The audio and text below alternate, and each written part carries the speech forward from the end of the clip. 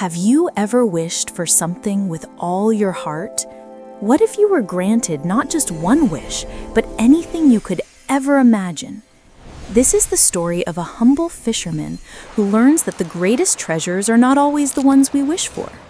A tale that asks the timeless question, when is enough truly enough? On a windswept cliff, where the green earth met the endless blue of the great sea, lived a fisherman and his wife in a filthy little hut. Every day, as the sun rose, the fisherman would go to the cliff's edge and cast his line, content with his simple life.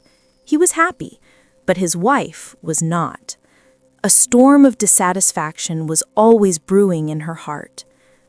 "Look at this wretched hut," she would complain. "The smell of fish and dampness makes me sick. I clean all day, and for what? To live in filth." The fisherman loved her, but nothing he did could ever make her happy. If he brought home 2 fish, she demanded 3. If he brought her mangoes, she would ask for peaches. Her heart was a sea of endless wants.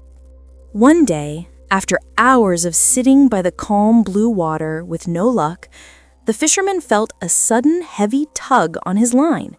He pulled, and to his astonishment, he reeled in a large, shimmering flounder.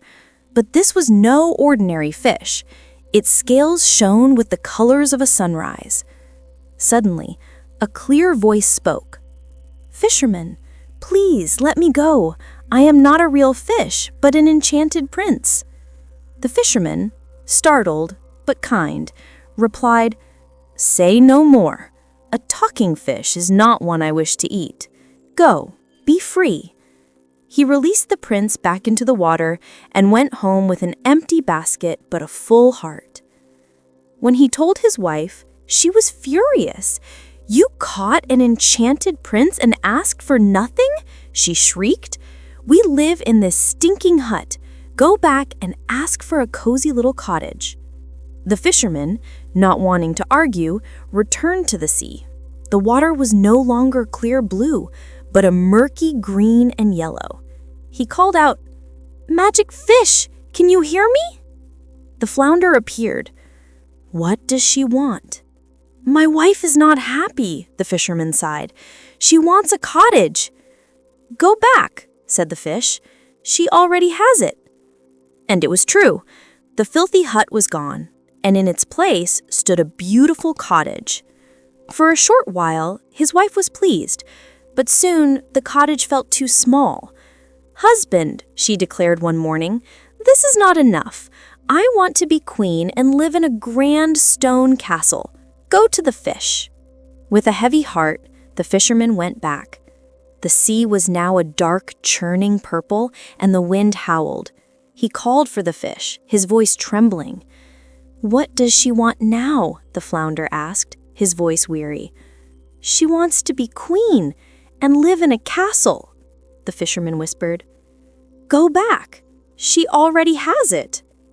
And it was true.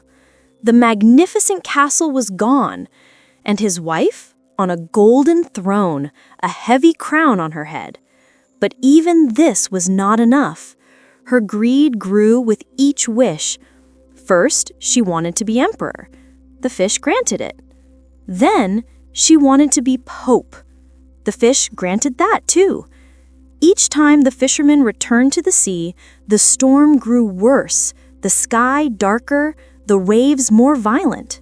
Finally, one evening, his wife, now dressed in splendid robes, said, "I cannot bear the sun and moon rising without my command. I want to be like God. I want to become the Almighty." A wave of terror washed over the fisherman. "No, dear, please stop this. You don't know what you're asking for." "Go now," she screamed, her face twisted with rage, "or I will be very, very upset." The fisherman stumbled back to the sea. A furious black tempest raged. The sky was torn by lightning, and the waves crashed like mountains. He screamed into the wind, "Magic fish, can you hear me?" The flounder appeared in the churning abyss. "What does she want now?" "She wants," the fisherman sobbed, "to be the Almighty." The fish was silent for a moment. Then it spoke, its voice filled with sorrow. "Go back. She is already where she belongs." The fisherman turned and walked home. The storm vanished, the sun shone brightly, and there, on the wind-swept cliff, the grand palace was gone, and in its place stood the same filthy little hut they had started in. His wife was inside, her fine clothes gone, her face etched with the lesson of her own greed.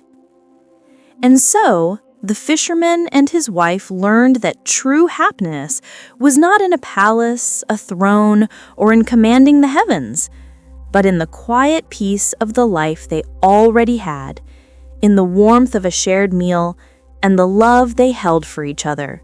And from that day on, they lived simply, and they lived happily ever after.